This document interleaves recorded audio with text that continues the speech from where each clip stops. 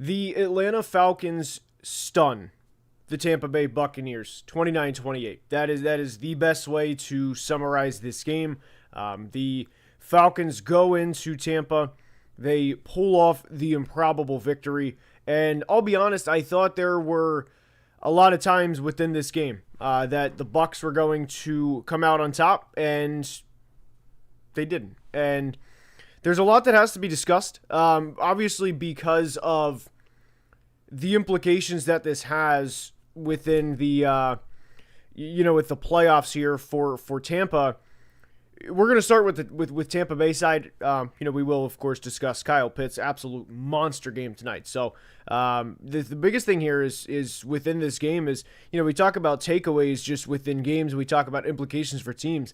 The Carolina Panthers are huge winners from, they have to play this week, of course, but just incredible, man. Kyle Pitts, let's see a tweet here. Kyle Pitts is the first tight end to have 150 yards and 3 touchdowns in a game since Shannon Sharp. So obviously very, very big for Kyle Pitts tonight. But with the Tampa Bay Buccaneers, you lose this game. You've now lost 6 of your last 8 games. By the way, quickly, if you guys are enjoying, please like the stream. Helps tremendously. Would very, very much appreciate it. But you've now lost 6 of your last 8 games. And also within this, by the way, is, there's been a lot of conversations about Todd Bowles and should the Bucs move on from Todd Bowles. I've talked about it that I think the Bucs are between a good and great team on paper, and they're a team that also has a lot of questions at the head coaching position. And if you are stuck between a good and great team that has a lot of questions at the head coaching position, barring a miracle, you're not going to win a Super Bowl with the current coaching staff. So for people that want to, for people that want to just even entertain the idea of bringing Todd Bowles back, I would kind of ask what does that bring? Since the San Francisco game in which they were 5-1, Tampa's fallen to 7-7, and you lost 3 straight games coming off the bye to the Patriots, Bills, and Rams. You beat the Cardinals in a game where that wasn't really an inspiring win. So, and then you beat the Cardinals, then you lose Sunday to the Tyler Shuck led Saints. By the way, Tyler Shuck played really good in that game. Credit to Tyler Shuck. And then you come out tonight and you lose 29-28 to the Falcons. And in a game where I want to read some exact numbers here. And by the way, what's even more, I would say, embarrassing for the Bucs within this game is Atlanta did a lot to try to hand you the game. Whether it was, there's countless examples here, but the Darnell Mooney fumble with a couple of minutes left to play, there were probably 5 or 6 jerseys right around that fumble. They didn't recover it. That's just one of many, by the way. Then you have the fact that Atlanta, guys, 19 penalties for 125 yards. You lose. They come down, they put up nearly 500 yards of offense, 29 points on the road, you lose. I want to ask this question as nice as I possibly can. What does Todd Bowles bring to the point where hey, we got to keep him. We got to keep him around. Now, we'll talk about, Baker Mayfield and there was one throw at the end on 2nd and 14. Should Baker have made the throw? Yes, but here's a spectacular, here's just a grand idea. Don't be in that position to begin with, especially for a defensive-minded coach. And I think that's probably the most frustrating part about this. Like I said, you give up 24 points to the Saints Sunday. You give up 34 points to the Rams a couple of weeks ago. And if we're being honest, the Rams had 31 points at half. They really called the dogs off, if you will, in the second half of that game. The Bills put up 44 points on them a couple weeks ago.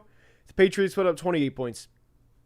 Your only win since your bye week back in week 9 is a win over a backup quarterback at home that, by the way, you barely escaped, that you were outgained by over 100 yards. This is a bad situation, man. There's no way around it. I'm going to quickly go through some super chats. I appreciate everybody being in here. So I'm going to quickly go through these because there's a lot to discuss. Let's see here. We have Jacob. Appreciate it. Jacob says the Panthers are winning the NFC South. guys, it's hard to disagree. I don't have any confidence in the Bucs right now. I can't sit here and say, hey, nope, no. Right now, I would pick the Panthers to win the NFC South. I would agree. Kirk Cousins went back to 2018 tonight. So for a couple of the super chats, it doesn't let me go back, like put it on the screen for whatever reason. It doesn't like go back that far. I appreciate it, but that's from Upish. Kirk Cousins, guys, Kirk balled tonight. Kirk finished the game 373 yards, 3 touchdowns. Good for Kirk, by the way. Classen Gamer says, is it time to warm up the seat for Bowles, or are you willing to give a pass for the early season injuries? Personally, with Todd Bowles, I'm out, guys. I'm out because they I mean, in a game, let's just here's why. 476 yards of opposing offense, 19 penalties for 125 yards. You put up 28 points at home and you lose. For a defensive-minded coach. It's inexcusable. Now, let's keep it going here. If you fire Todd Bowles, who are you bringing in as a replacement? That's from Salty Pug Productions. Nice username. It's a good question. Right this second, I feel like because Todd Bowles is a defensive-minded coach, typically teams they flip, Bruce Arians to Todd Bowles. I feel like I would bring in an offensive-minded coach. As to who that is right this second, there's a current coach in Seattle, by the way, that I would think would find Baker Mayfield pretty attractive, considering that offensive coordinator is tied to a lot of other jobs. Clint Kubiak would probably find this job very enticing, and I'll just kind of leave it at that. Let's see here. If you, my computer predicted the Falcons to win. I mean, yeah, good for the computer. That's what's up. That is what's up. Let's see here. Do have a super chat from Joseph. Appreciate it. I was rooting for the record and accepted penalties. Grassi stream was awesome. Awesome. Good to hear. I love hearing everybody eat. Love hearing everybody eat. It's good to, other Tom's obviously does tremendous work. So very, very happy to hear that. Very, very happy to hear that you had a great time. And very happy to hear that Tom's having good streams. The two OCs the Bucs let go are better than Bowles. Good play on that, Rich. And you're not wrong. And that's where the Bucs are right now. Obviously, whenever you think of this season, you think, or not when you think of this season, when you think of like letting players and go and that sort of thing, the first thing that comes to mind is McCarthy and Darnold because of how often that's been in your face news. But the Bucs letting Dave Canales and Liam Cohen, and especially Liam Cohen, go, I feel like that should get a lot more publicity than what we regularly see. All right, let's see here. $5 super chat from Weisenberg, who is a regular on the channel. Appreciate it, my man. Cousins on his way to the locker room shouting, you like that, you like that. If he actually did, good for Kirk. He's 37, obviously the torn Achilles. I'm very happy for Kirk. Very, very happy for him. What happened to my boy Baker, man? I'm sick. It's a tough loss. In terms of what happened to him, just missed some throws. But there were times tonight within this game where I was underwhelmed with Tampa offensively.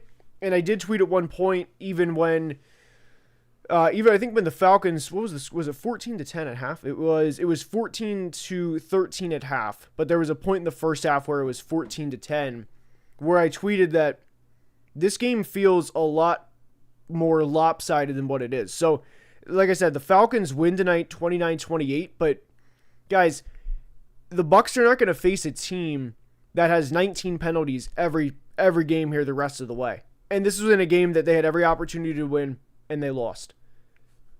This is just, where do you go from here from Tampa? I feel like, I don't know how you could bring this coaching staff back next year and say like, hey, we're going to run this back and we're going to maybe finish 9-8. Who knows? Baker is part of the problem. He definitely was tonight. Baker was not great tonight. Baker, I thought there was a lot of, I don't know how to describe this. People will probably get a kick out of this. But I thought with Baker tonight, and again, people are going to like this one. I thought that Baker had a lot of ants in his pants in the pocket. I thought it was just a lot of happy feet, a lot of let me leave the pocket early. This was just not a good game for the Bucs all around. Was Penix limiting Pitts? Yeah. Yes. Michael Penix, guys, was not great when he played this year. He really was not great this year. Now that's a 10-minute conversation, but he was not great when he played this year. I've been if you guys have been a supporter of the channel, you guys know I'm a Kyle Pitts guy. I've been a Kyle Pitts guy. But I'm really happy for Kyle Pitts. Really, really, really happy for Kyle Pitts. We do have a new member alert. I did see that. I did see the new member alert. Where is it? Hold on. New member alert. Andrew, appreciate you being a member. Appreciate it. Welcome to being a member. Appreciate it. Thank you, Andrew. Appreciate it. And we're doing a little giveaway next week. So I'll just leave it at that.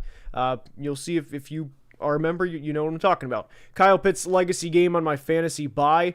Kyle Pitts is going to advance a lot of people this week in fantasy. So appreciate this. Appreciate it, Jack. Appreciate the super chat. Kyle Pitts just got himself paid this offseason. That is from Hugo. Appreciate it. So if I'm being honest with Kyle Pitts specifically, what I would say is I was always thinking that there was going to be somebody that would take a chance on a 1-year deal, maybe with some decent money on it, because Kyle Pitts is only 25 years old.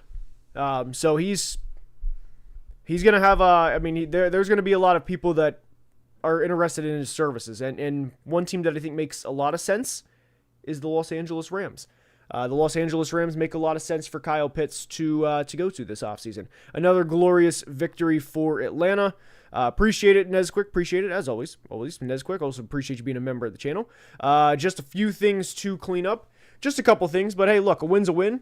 And if I'm going to be honest, look, if you are the Falcons at this point, if you're a Falcons fan, couple new members, appreciate it, guys.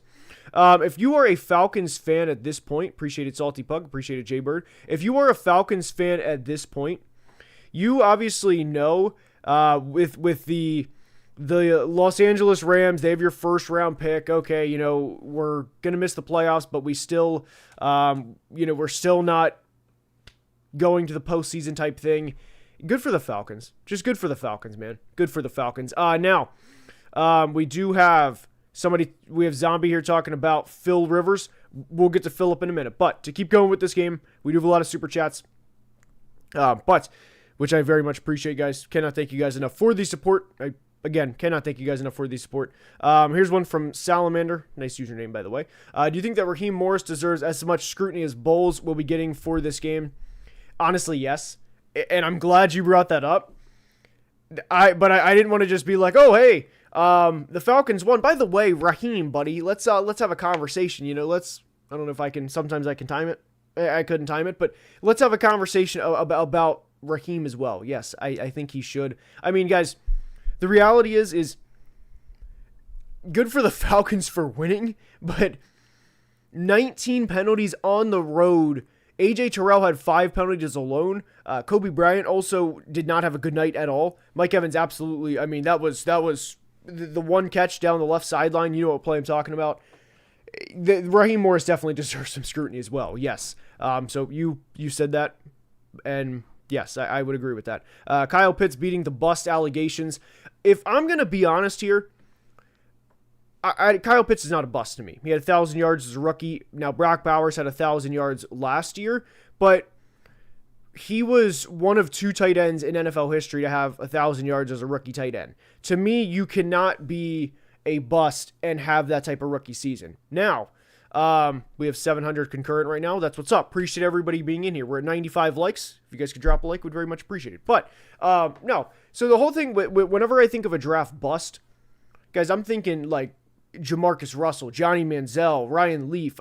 Kyle Pitts was miles better than those guys at his position. So Kyle Pitts, if there was one thing that I would say, triggers like the buzzword, but one thing that I would say actually does frustrate me is when people would say Kyle Pitts was a bust, and it's like, no, like he's still a top, even prior to tonight, he was still a top 10 to 12 tight end in the NFL. So I gotta be honest, I never liked the Kyle Pitts bust talk.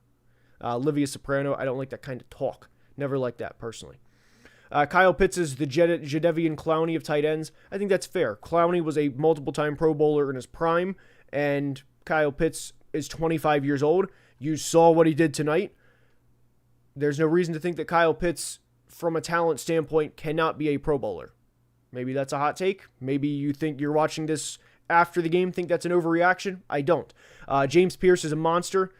James Pierce, there were a couple of snaps tonight where James Pierce was going against Tristan Wirfs, and James Pierce definitely realized, what big boy grown man strength is. But James Pierce definitely also got his fair share of pressures as well. He led the game in pressures. Let's see. I still believe the Falcons have one of the most talented rosters. Appreciate the super chat, Drew Bob. They need a new coach, may need to move forward with Kirk next year. The Falcons will be in an interesting situation this offseason because you have to ask the question, all right, do we roll it back or do we run it back with Penix, who, by the way, was, again, not great when he was playing this year? Or can we take Kirk 2 years post-Achilles, go with the pocket passer archetype, and kind of roll with that? It's a conversation to be had. Now, for clarity, if you're watching this after the fact, agree 100% with the new coach, not having the conversation about Kirk right this second, but generally agree with the sentiment being said that the Falcons roster is not bad at all. Todd Bowles out of here, new Raiders defensive coordinator. What's wrong with Patrick Graham? Patrick Graham is what's wrong with Patrick Graham? Valenciaga says Bijan Robinson. Good call. I agree. Keyshawn, appreciate it. First time. Kyle Pitts deserves game ball tonight. He was great. Kyle Pitts, guys, I'm very, very happy for Kyle Pitts. I really am. I really, really am happy for Kyle Pitts. Like I said, I've been a big Kyle Pitts supporter for a long time, and I'm very happy for him. I can already see it. Todd Bowles is the Cowboys defensive coordinator. Todd Bowles, at some point, again, I do believe will be a great coordinator. Todd Bowles, in some ways, has kind of been saved by his offensive coordinators, and I think that's been a recurring theme over the past couple of years. Whether it was, like I said, Dave Canales or Liam Cohen especially. Do you think it's a coincidence Baker threw for 40 touchdowns last year? That kind of gets swept under the rug that because of Josh Allen and Lamar and the MVP debate that those fan bases had, and then Burrow last year with 43 touchdowns and 4,700 yards, that Baker still threw for 4,500 yards and 41 touchdowns last year. And now we are where we are. $20 super chat. Appreciate it, Joseph. Glad your channel got recommended in the algorithm. Thank you. First time I caught your stream, Tyler from NFL SE was in the chat. I saw Trevor and Connor mention their podcast later in the day. NFL SE addict. I'm also an addict. So appreciate you being a member. Appreciate you watching. Appreciate the super chat, and definitely an addict as well. Great content. And Trevor and Connor, can't wait to see them next month down in Mobile for the Senior Bowl. So appreciate the super chat, my man. All right, let's see here. Let's go to the chat here. Burrow to Atlanta, make it happen. Oh well, we'll talk about Joe Burrow here in a minute. Although I was told 2 weeks ago that I was told that I was just a dumb, biased Vikings homer. We'll talk about that in a little bit. But it's funny how that works. And we'll get to that in a minute. But I greatly, greatly appreciate everybody that sends super chats, guys. I really do. I promise I'm going to get to them. But I want to discuss, well, this actually pertains to this game. Brian Flores coaching this Falcons defense. James Pierce, Jalen Walker. That would be awesome. Honestly, as a Falcons fan, this is the most demoralizing win ever. I just want Raheem to get fired. I love James Pierce, though. I'm going to be honest. I think Raheem will still get fired, guys. Like, the one thing that owners want to do on primetime, and the winning, like we said, will take care of some of this, but there's no way Arthur Blank was happy about 19 penalties tonight. And some of those were very much, it was just, there was a lot of bad with tonight with the Falcons win. Now, if you are a Falcons fan, I don't want you to take away from the joy that you may have right now from this win. But there was a lot of bad from this win as well. So to go back within this game, I did want to note all-time uniform game. The Falcons black jerseys with the red helmets, and then the Bucs creamsicle all-time. So wanted to get that out of the way. I wrote down, this was actually in the first quarter, penalties for Atlanta. They had 10 in the first half. Obviously, they had 19 total, so you can do the math. 9 in the second half. Shout out 9, you guys who 9 is. I didn't do that intentionally, by the way. But Kirk at the first half, 12 for 16, a buck 56 and 2. Kyle Pitts at half had 6 for 110 and 2. And Kyle Pitts finished with 11 for 166-3. Oh, we got some news, boys. We have some news. Todd Bowles in a post-game press conference dropped 7 F-bombs. 7. When asked what he'll tell his locker room after the fourth quarter collapse. I don't know if this is bleeped out or not. Let me just, if you hear it, language. He said you have to F and care enough because this shit hurts. It's 7 F-bombs, and by the way, like language on the S word, by the way. Sorry about that one. It is what it is. 7 F-bombs in a 30-second clip. I think it's very much a... Guys, it's 7 F-bombs that's not ideal. But now, within this game for the Falcons, because we've talked about, Baker has to play better. Todd Bowles probably gone. Josh Grisser, there could definitely be times where he could also improve as a play caller. But with the Falcons here, guys, this was, Kyle Pitts finally 11 for 166-3. Bijan Robinson, let's take a look here. I want to get the exact numbers. Bijan Robinson, 8 receptions, 82 yards. I had Bijan in a PPR playoff. I know everybody cares about everybody's fantasy league, so thank you, Bijan, for helping me in my fantasy league. Bijan had, like I said, 8 receptions for 82 yards, 175 total yards, and a touchdown tonight for Bijan Robinson. And by the way, shout out to David Sills for the 4th down play to be able to give the Falcons a chance to even, to extend the drive to be able to go down and win 29-28. And we do get to a point in the year where you want your team to do not shout out David Sills. I know David Sills he had the big drop down the left sideline, but he redeemed himself. Now, if he didn't make that play, there'd be, but look, David Sills had the big play. He had the big play, so we'll just leave it at that. But there's times you get, this late in the year where, and I'm kind of at that point where, like, look, draft pick wise, you want to have especially, guys, there's 8 teams this year right now, or 8 teams right now that have 3 wins or less. So if you're a 3-10 team right now, you want to lose to be able to have a better draft pick. The difference between having the 4th pick and the 11th pick is a lot.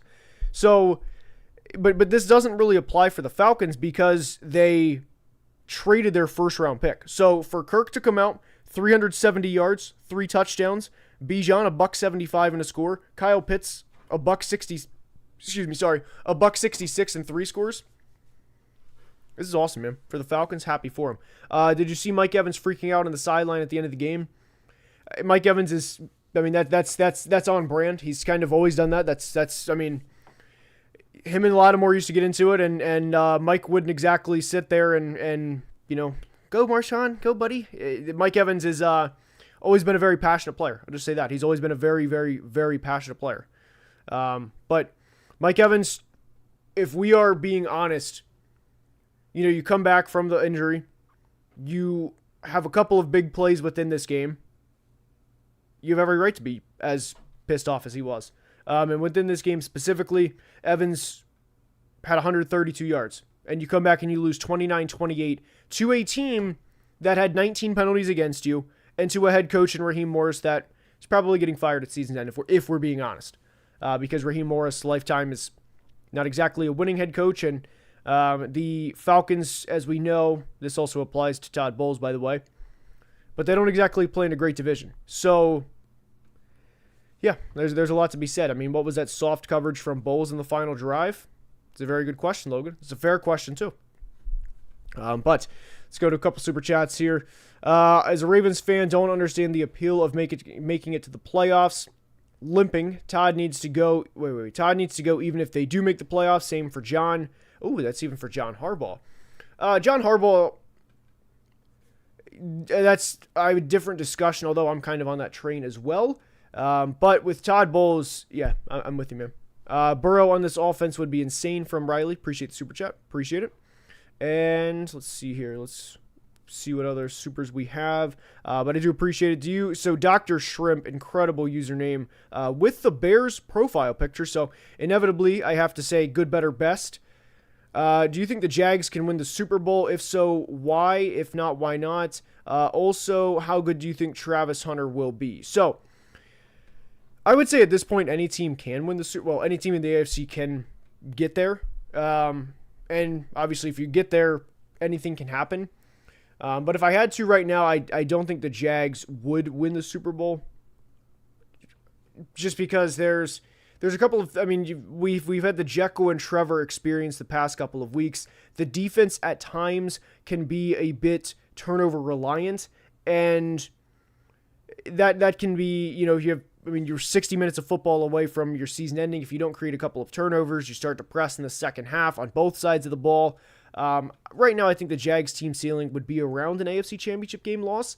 And then for Travis Hunter specifically, I would very much like him to be like a 90-10 receiver corner because I think he can be a Pro Bowl receiver. The flashes were there this year for Travis Hunter. I didn't like the plan that they had for Travis Hunter this year, if I'm being completely honest. This is just an incredible username here. Bofad's 69. Fire Todd Bowles, hire Sharon Moore. Zero comment on the Sharon Moore situation. I'll just leave it at that. And then just nice username. I'll also leave it at that. All right. Let's keep it rolling here. All right. Broncos Pats. Could see it. I could definitely see it. Bills Broncos. So actually a little spoiler, by the way. We do have a video coming out Saturday. Oh, wait, no. Sorry, that came out today. Disregard. I've been locked in the videos that I forgot that the AFC video came out today. Apologies. We have a video coming out on the Raiders coming out Saturday. That one's on me. All right. Let's see here. Thoughts on the Panthers next 4. Appreciate it. And let's pull it up because I know they obviously play the Bucs in 2 of those 4 games. But the Panthers here, their final 4 games coming off the bye at the Saints, home against the Bucs, home against the Seahawks, at the Bucs. And then, so they can afford to technically lose 1 because the Bucs just lost. But what I would say is I want to say this in the most polite way that I possibly can. I really think whoever wins the AFC or the NFC South this year is going to lose in the first round because they're going to have either the Seahawks or the Rams go into their place in the wild card round. Not saying not to get excited. I just don't like the Panthers or Bucs, especially the Bucs at home against either of those teams. I'll just leave it at that. But no, the Panthers can definitely win the NFC South. All right. Sorry, if you are a Panthers fan, I'm sorry. I'm giving my honest opinion there, but that's where I stand on that. All right. New member, appreciate it. Driftin 64. Appreciate it. Did the Panthers already beat the Rams?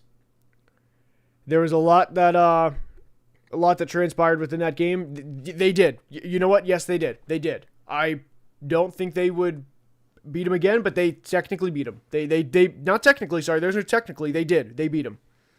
I just don't think they'd beat them again. And if they did and they proved me wrong, I would be the first to say, hey, congratulations. Way to prove me wrong. By the way, we're at 171 likes. I missed the 167 for the joke, obviously. But if you guys could like the stream, would very much appreciate it. Appreciate everybody being here. And it's, look, it's really humbling to stream after a game, have everybody, join the stream. I've really enjoyed the Thursday night streams this year. And I'm really going to enjoy next week because next week, absolute cinema. Rams, Seahawks. All right. I'm so done. Fire Bowles, 6-2 to 7-7. To actually make matters worse, it was 5-1. But yeah, I'm with you. All right, what's next for Spencer Rattler? He wasn't that bad. From Jack, appreciate super chat as always.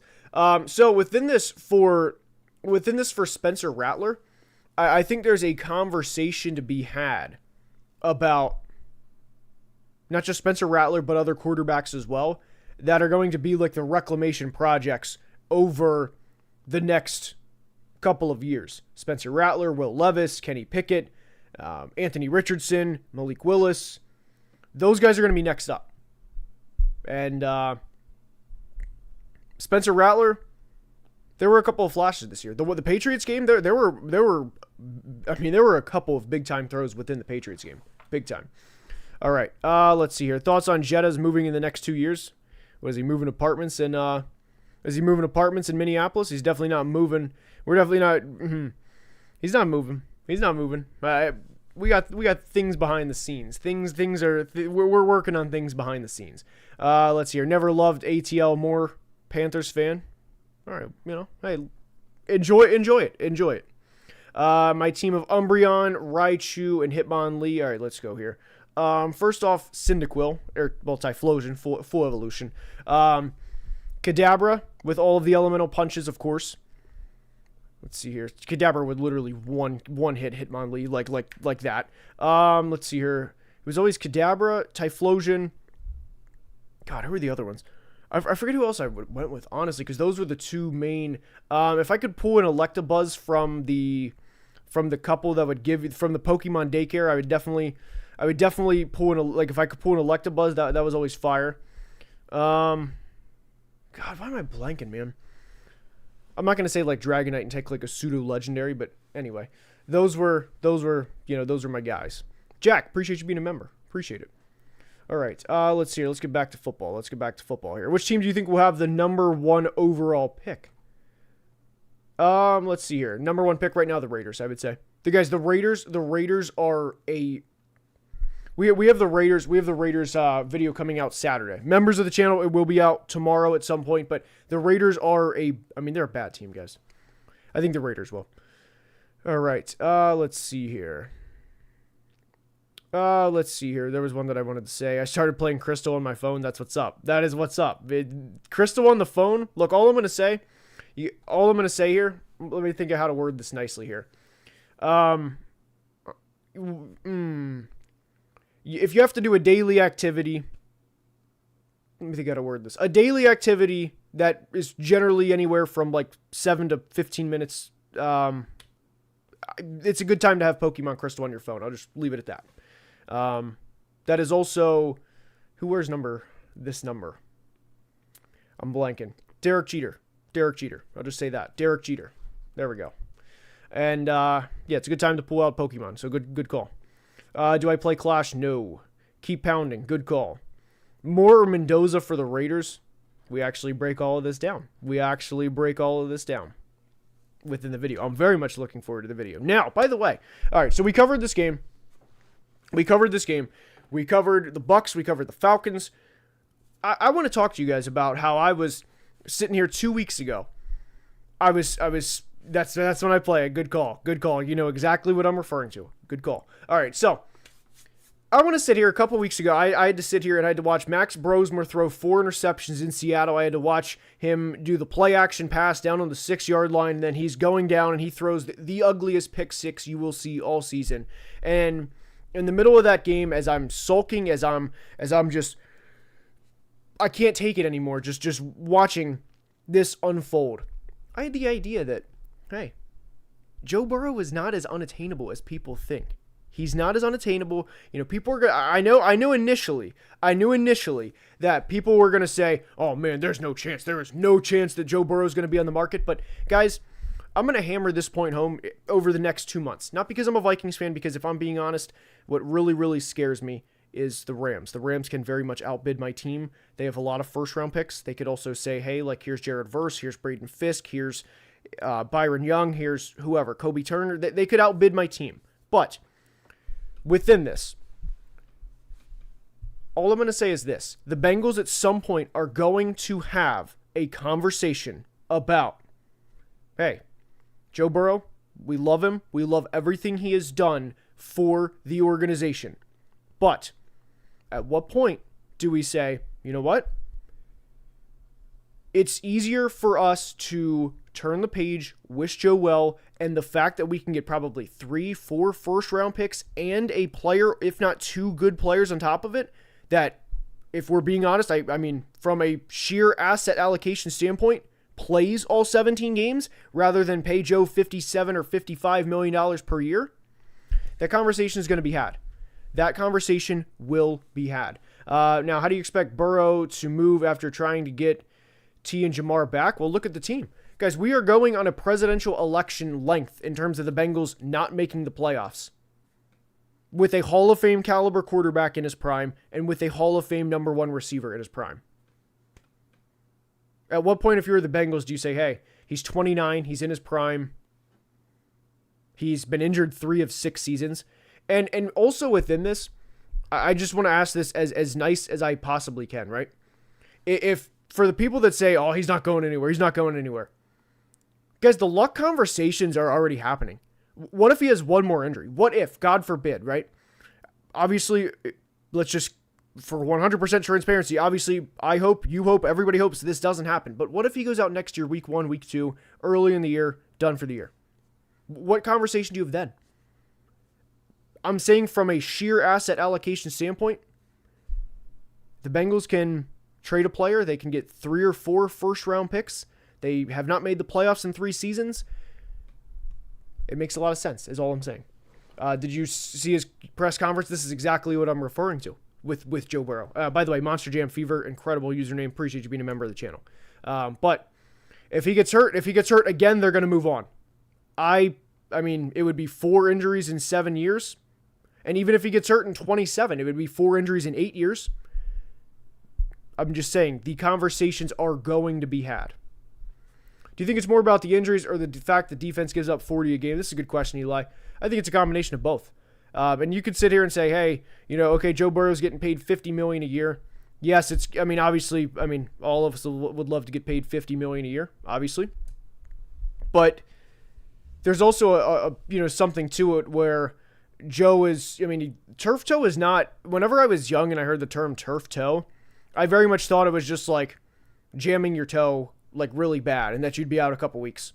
Like when I was young, when I was like a kid, and then you actually become an adult and you research things yourself and you realize that it's like there's ligaments torn within a turf toe. And the fact that it was like a grade 3, I might be wrong on this, by the way, so might be wrong, but it was like, I think it was like one of the highest grade turf toe injuries you can have.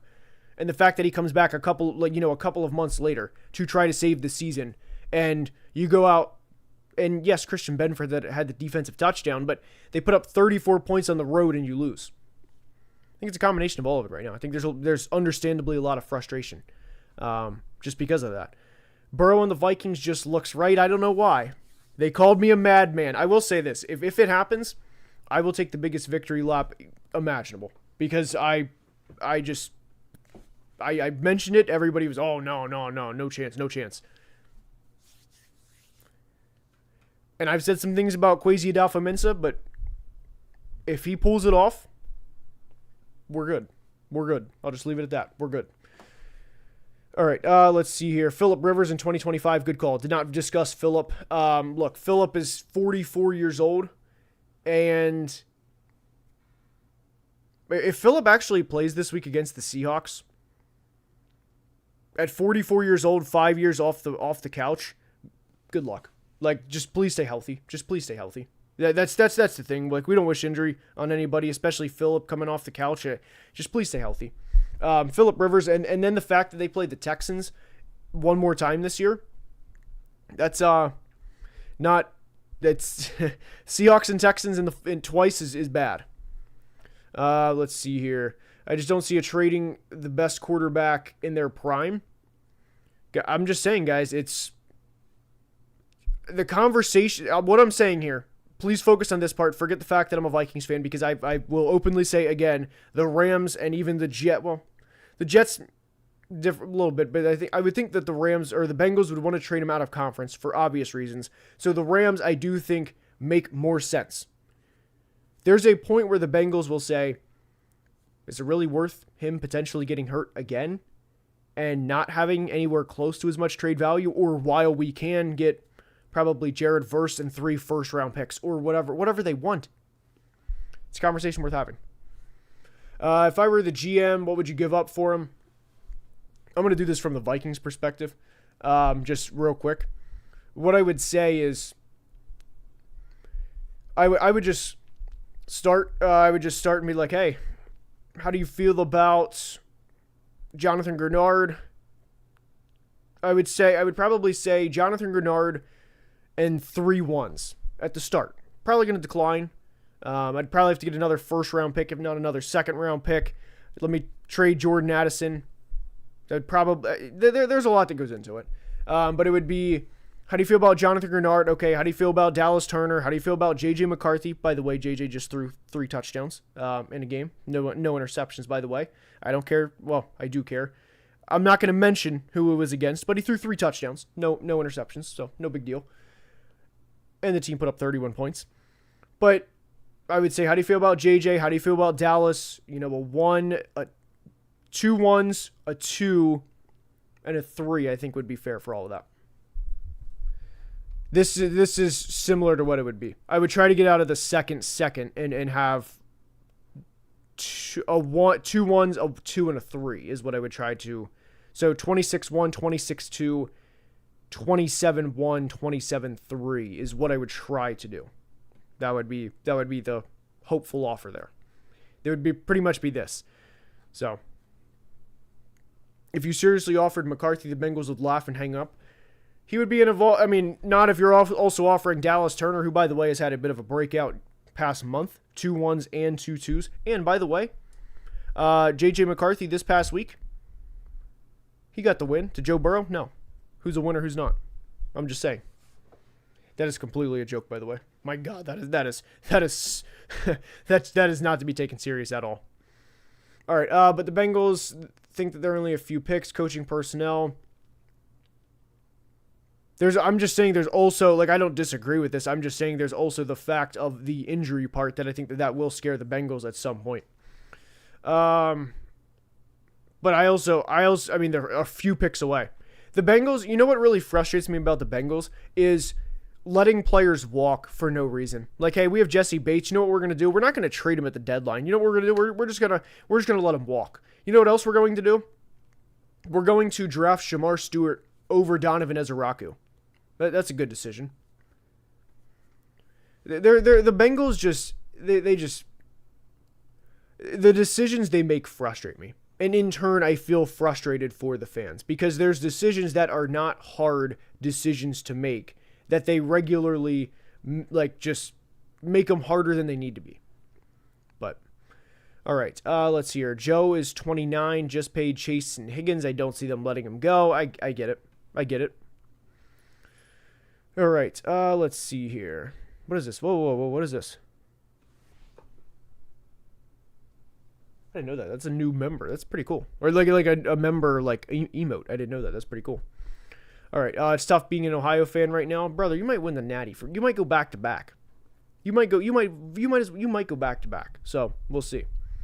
But guys, that is going to wrap up tonight's stream. I appreciate everybody being in here. Please like the stream if you enjoyed. A lot of new members tonight. Very, very much appreciate everybody being in here. Cannot thank you guys enough for the support.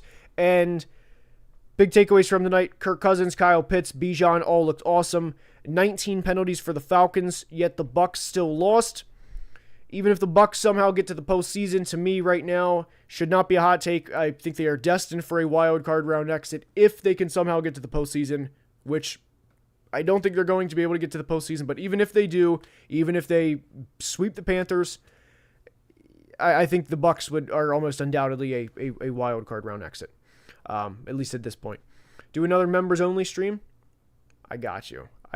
Something came in the mail today. Oh, dude, I'll just check the community posts, actually. Unfortunate timing for something, but love you guys, and like I said, please be safe.